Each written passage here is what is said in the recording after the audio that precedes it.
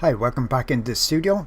I'm doing another one of these videos where I look back at some of my previous drawings and I kind of almost critique myself, but I go through my thought process, why I'm doing certain things as well.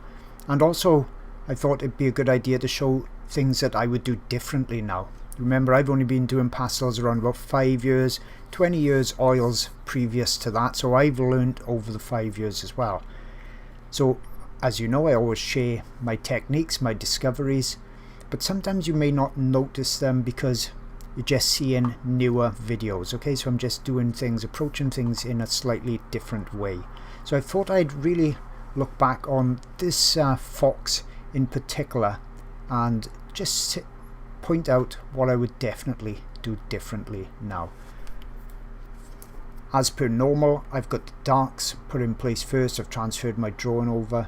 Now I could use the pastel pencils to outline the areas, which would be my favourite way of doing it. And back a few years ago, I was using Conti sticks as an underlayer quite often.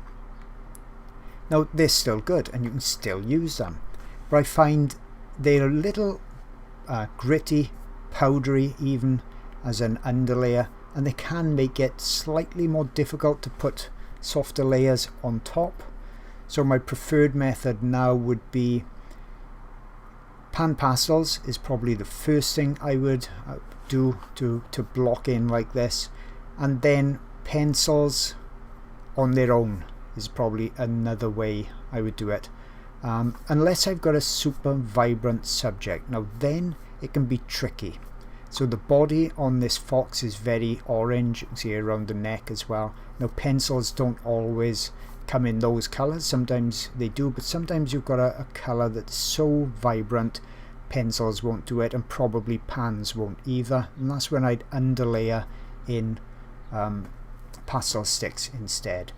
Now what I've done here that I would have done differently now, you can see I've put in kind of the fur texture at this early stage, and then I'm using a pastel stump, and that's blending everything in and making it really dark. Now you can see on that bridge of the nose, if you squint, it's actually a light colour as a majority, not a dark colour. So what I would have done differently, and I think the mistake I made here, was rather than looking at the general colours and tones, I was just putting a dark down to build the lights on top. With pastels we got the advantage, as I say in many of my videos, of being able to build light on top of dark, but this was really taking advantage of that too much.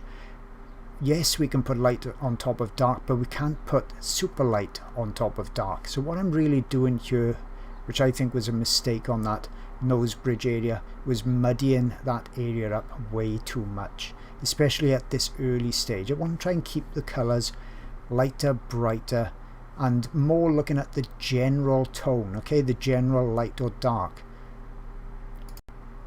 Now as I'm starting to add the lights on top of that bridge of the nose, you can see it's really muddy looking.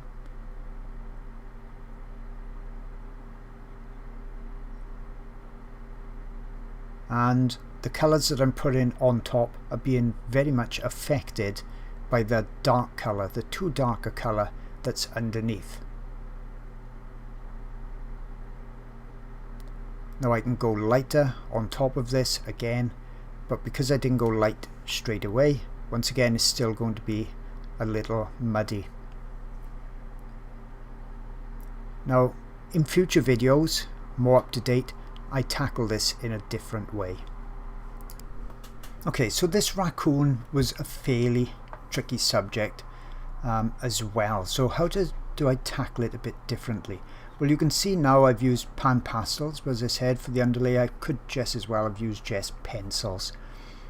But the different thing is now, rather than concentrating on the underlayer as the darkest part, if we look at that area on the forehead, you know, to the top of the head, that kind of grey, rather than look at the darkest area and block that in and then end up with a muddy kind of colour going on top, now I've blocked it in and looked at, say, you know, a middle tone, general colour of it, so not the brightest lights and not the darkest darks. And what you can see that I'm doing in the video now is what I've now called the texturizing layer, where I'm building in on the next layer those dark areas. So you can see the main colour of the area is in, and these are now the darks, and they only go in the areas where those dark shadow areas, the clumps in between the highlight fur, that's where they go. Okay, so I'm not putting them everywhere. That means I've got much more tooth left of the paper when I put the highlights on top. Now these don't have to go in the exact direction, but you know, the general direction, but don't get caught up thinking I've got to put it exactly the same as I'm seeing in the reference photo, because that'll take ages and ages to do.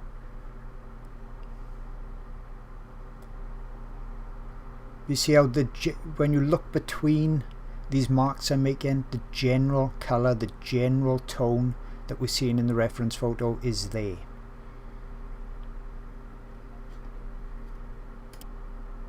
And so that means that when I come in with these lighter tones, you see they're much crisper now than we saw on the fox. Yeah, it doesn't have that muddiness to it. I've got the tooth of the paper still pretty much intact, you know, I haven't got many layers on there, so I can get more of a fresher looking line without the muddying. Now pastel matte, as we know, allows us to put layer upon layer upon layer, but if we go super dark, way too dark underneath, you really struggle to get the highlights on top.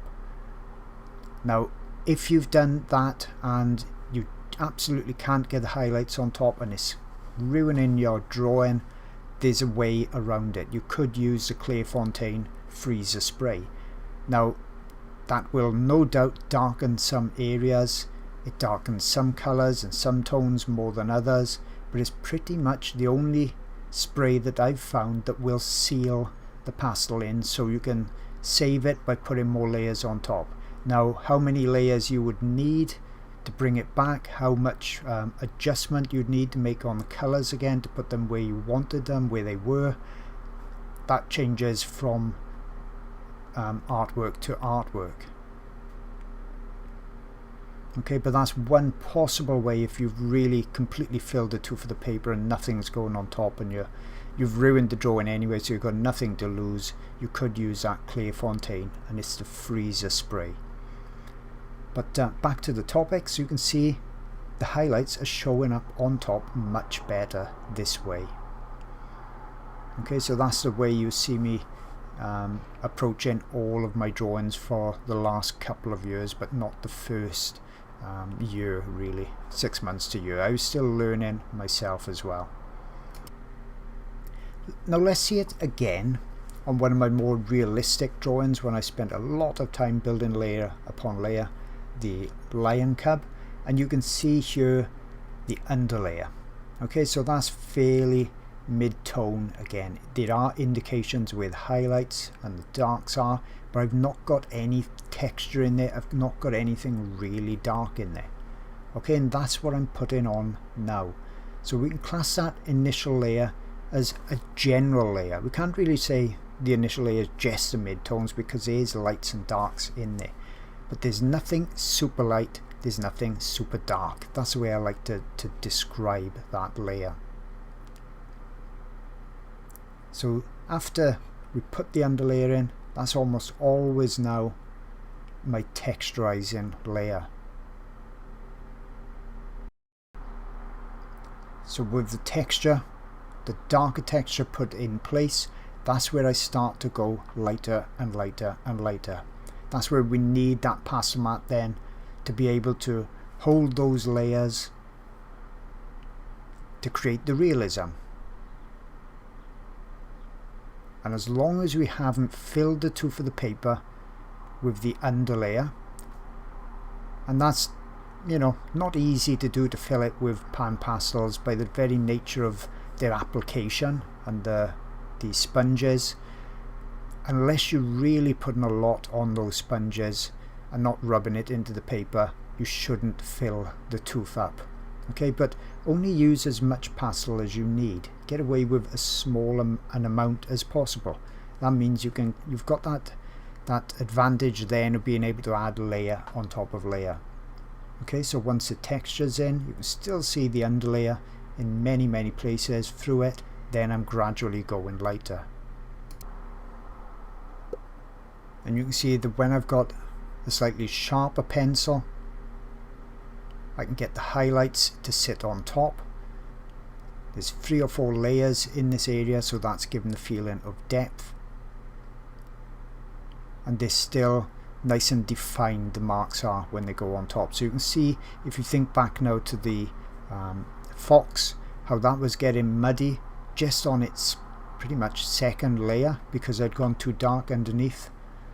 Now I'm adding layer upon layer, going lighter, but because I didn't go too dark underneath, these layers, these highlights are showing up on top. Now it wouldn't have made any difference if I'd done the underlay with pastel pencils and rubbed them in. Okay, don't have to rub them in hard, or if I'd used pastel sticks, once again, rubbed it in or bedded it in, as I say. I could have done it using any of those ways.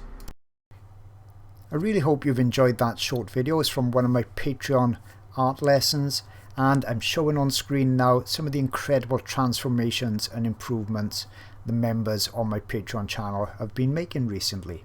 So as you can see, you really don't need to be born with any fantastic talent to really improve.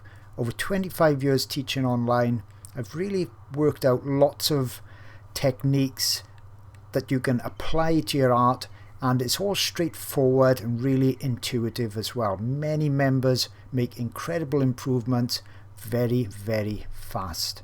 So I hope to see you there real soon.